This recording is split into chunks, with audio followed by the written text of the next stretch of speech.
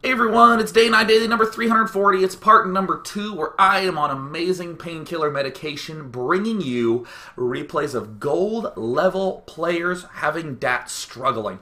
Now I talked a lot... Oh, jeez, that hurts.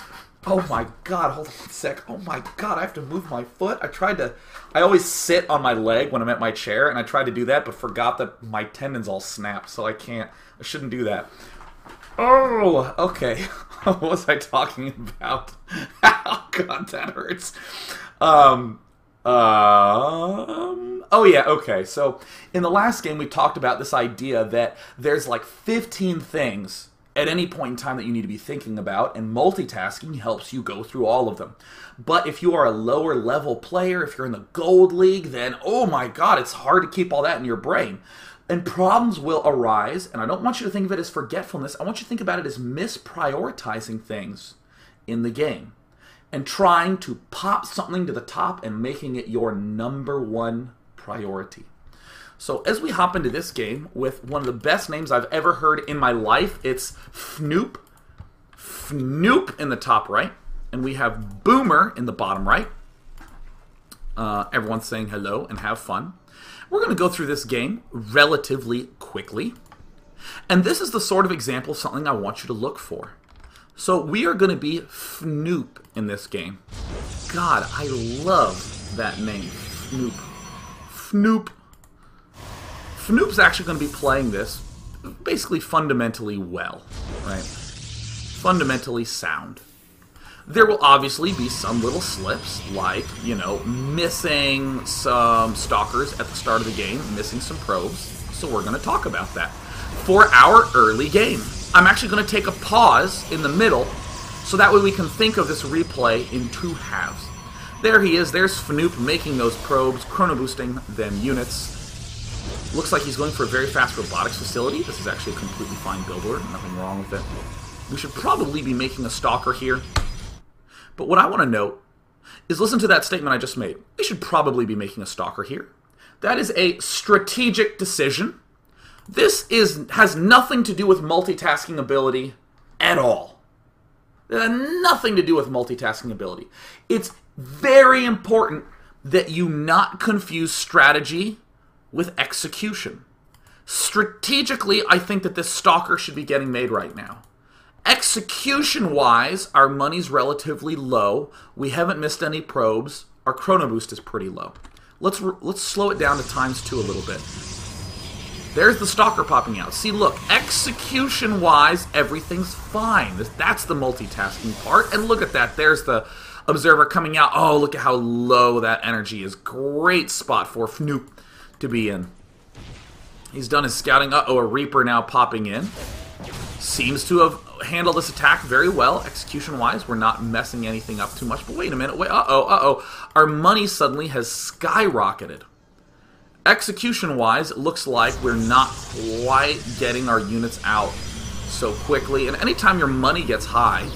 Oh, yeah, look, we got our warp gates up. We didn't end up building out of them. We're building our Nexus. We still have our money being quite high. Now, if I'm Fnoop, I'm going to be looking at my early game... Actually, let me rephrase. I'm not Fnoop anymore. I'm just some guy. Right? I'm no longer our good friend Fnoop. I'm just a dude. I'm just a man. What I don't want you to do, as an outside observer, trying to critique Fnoop to say, yeah, your macro's bad, you want to fix your macro. Your build, you need to make more probes, make more pylons, right? You can't just state the problem. You want to state the way to solve that problem, right? Never state the problem. State how to solve it. In Fnoop's case, start building these gateway units earlier. We were cutting these gateway units, and we ended up being able to expand with lots of money left over and no real way to spend it. So with Fnoop, you know, on the top of the list, make sure we're building constantly. Make that our #1 priority. We have an observer here checking around, scouting the base, and if we even come to the Fnoop cam, look at all the focus that's down there on the observer, or that was down there on the observer. I'll actually pull it back to the 6-minute mark so we can get a better sense of this. This is when his money starts to get high. Alright, so there's the warp gates incoming. A lot of focus on that. And then see, look, we're moving around the base. We're trying to get some looks there. There's the guy moving down.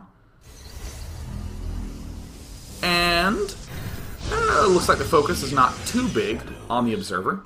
But there's a lot of actually looking around at our units for Fnoop. We're looking at our units. It's not just the observer, it's these stalkers. I mean, look at this. These stalkers have been moved to the back of the base to deal with drops. This stalker was moved out to the middle and was told to come back again. These are decisions that were prioritized over spending that money. Again, it's not forgetfulness. Fnoop was doing things in that period of time. His APM might not be high enough to do both of them at this point, but if you prioritize the building of your units, you're going to be in amazing, amazing shape. So we see that Reaper now coming in. Stuff gets taken down.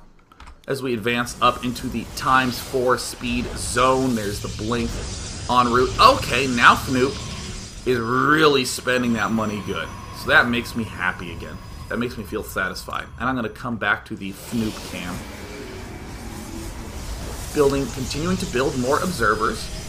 And something might pop up at this point where if I actually stared at these nexuses non-stop, I might notice that the probe count is not constant.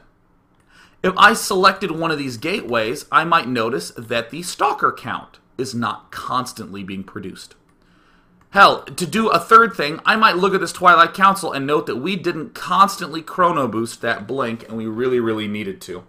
These are all problems that we could choose to solve. Excuse me. That we could choose to solve if we wanted to. But just pick one or two. Just pick one or two to move to the front. My favorite ones to move to the front, constantly build probes, constantly build pylons. In this game, we're going to find another problem that Fnoop has. And a good question is, how does he solve that? How does he end up bringing that to the front? As we progress with this game, we're going to start seeing some attacks by Fnoop where he overcommits a little bit. He loses a few too many units in these battles that he really needs to.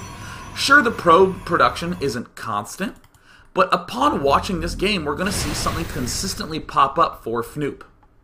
And it's the fact that it consistently emerges from the top, or emerges from these games, that's going to make me feel very, very content to prioritize it. Here comes a nice big engagement from Fnoop. He blinks forward. As a general rule, never blink into battles. Only blink to retreat. Blinking into an army is one of the hardest things to do correctly. No reason to put that pressure on yourself. Huck's allowed to do it. You are not. And there we have a little bit of blink back micro. He's doing some sufficient damage. But then all of a sudden, these extra units pop down. And what happens to Fnoop? Look at the food differential. 76 to 48. To 45. Holy cow, reading is essential. Loses almost everything, continuing to blink, continuing to send in more units. And now what was once 75 to a little under 50 is now 60 to exactly 50. And as we even go to the units lost tab, we see way more units lost for Fnoop than for our good friend Boomer. And as we continue to speed the game forward, oh yeah, look, taking an expansion, all that's fine. We're even getting our double forges up. And Fnoop is going to continually go in for smaller scale engagements. And it's important that you can actually identify what goes wrong. And the biggest things is anytime there's interaction between you and your opponent, or anytime there is starting to be huge differences between you two, that's when it's most important try to undo these effects. See, here's another engagement where Fnoop comes out behind. He's trying to step into too many small-scale engagements. Here's another small-scale engagement where Fnoop ends up retreating. Warping in desperately to save himself. A small-scale engagement. Another 6 units step into the fray. Another small-scale engagement. If we come to the units lost tab, Fnoop is actually slowly losing more and more, but Fnoop is actually, in the grand scheme of things, doing fine. In the grand scheme of things, he's okay. I mean, he's picking off some medevacs. He's staying essentially even with his opponent. This is a little bit of a different circumstance that we looked at than we looked at in the last game. As I scroll way to the left on accident. In the last game, I dropped us into the middle of a game where we were ahead, and we made one major error, not scouting those expansions, and that made us fall back down. What's very, very deceiving about this game between Fnoop and Boomer is that often we can convince ourselves that we are playing just fine in Fnoop's case.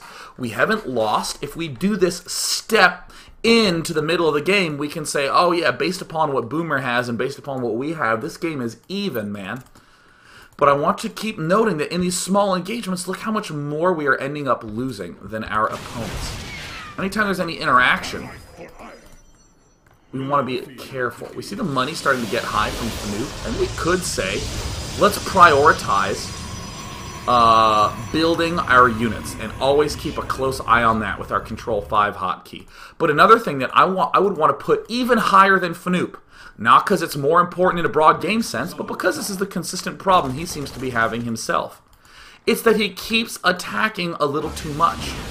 These are really big attacks. Really, really big, or excuse me, really constant attacks in small numbers. And Terran almost always has an advantage in small numbers. Whether you knew that or not, just come to the Units Lost tab. Notice how every time I come to it, Fnoop is losing more and more than the Terran is. And we saw non-stop small engagements, a big warp in, but a small engagement. Why not warp in, lose its expansion, get a second warp in, and then crush the army? That would actually be the correct decision to make. And the reason that I chose this replay and why I like it so much is from Fnoop's point of view, it looked pretty even the whole time, but as we're trying to warp in more units, we just can't quite seem to break through this small Marine Marauder army of Terran. Look at how gigantic the Units Lost tab is for Fnoop. It's these small engagements. It can be very, very deceiving. Attacking more or attacking less are all legitimate options. The game is basically going to be Fnoop trying to warp in small numbers to stay alive, but of course it's not going to be enough to deal with our Terran opponent. So, let's come back to this idea of multitasking. Fnoop is a gold level player. He wants to macro. He has a strategy he wants to do. He needs to look all over the map for all the crazy drops that are going on. He's trying to engage in these battles to do damage to the opponents. Prioritize keeping your army together and trying to attack less. And in the early game, try to constantly build units more. I now have these at the top. Do not just state problems. Do not just say, oh, yeah, your macro's bad. You gotta macro better. Because that's saying, oh, you have a problem. You really need to not have that problem. And what I guarantee is going to happen to you when you go out and try to fix your own games, and let's say you have watched your games and said, man, you know what? My money gets way too high. I am going to be the king of macro, and I'm going to only macro. In the game, there's all these distractions. It's trying to pull you away. There's a drop happening in the back of your base. It's almost trying to rip your focus to look at that attack. Tell yourself, I am not trying to defend against attacks in this game. I am trying to keep macroing better. After you play 10 games where you're macroing well, maybe in the first 5 you're getting dropped and you say, well, I'm going to ignore drops because I'm trying to macro and my APM can only allow me to macro at this point in time. After 10 games or so, you might realize macro suddenly feels easy. And I can macro and deal with that drop at the same time.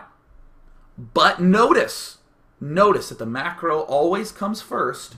Dealing with that other stuff comes second. If you're Fnoop and you have said to yourself, I have a sweet name, and in addition, I will always keep my armies together, try to pull back more, get larger forces before engaging. I will try to engage less. That might be way high up on your list, and macro might be well down there. That's fine, because something was up at the top of your list that you were focusing on nonstop. And in Fnoop's case, and in the case of Fnoop, we saw that it was trying to engage less, trying to make sure that we took care of our units a little bit more thoroughly, trying to do less of the aggression. And what we're going to see in the next game is it's going to be a third example where macro, I don't think, is going to be the big problem. So whatever you do, don't go anywhere. We're going to be going into part 3 in just a moment. Part 3 in just a moment. In just a moment. Just a momento.